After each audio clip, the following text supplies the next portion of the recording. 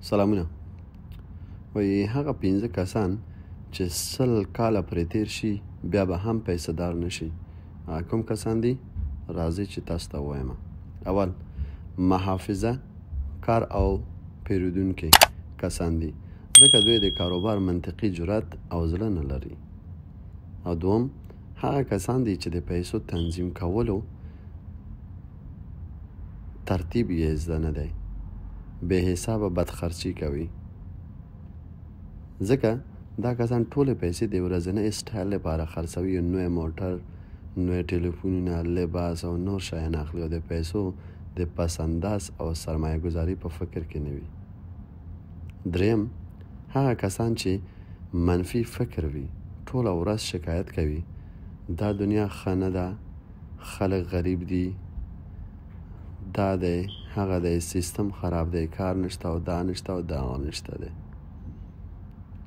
او څلورم خیالور کسان چې د حرکت او اقدام پر ځای د مفتو پیسو او امکاناتو په تمه وي او له نورو یې غواړي.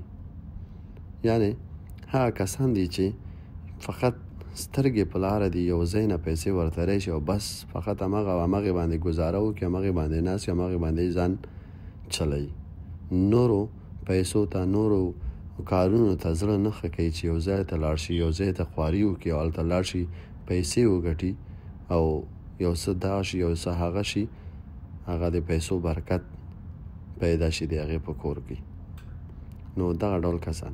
او پنځم پکې هغه کسان دي چې فکر کوي په هر څه کې بلد دی او پې پوهیږي.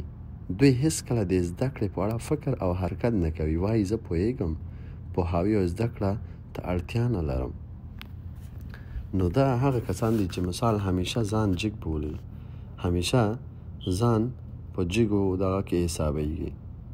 وایي هر څه چې پوښتنه ورته وکړي هغه وایي چې زه پوهیږم، هر څه چې ورته وایي زه پوهیږم، خو کوشش نه کوي چې یو چېرته لاړ شي، یو چا نه څه زده کړي، یو چا نه څه مفکوره واخلي، یو چا نه مشوره واخلي.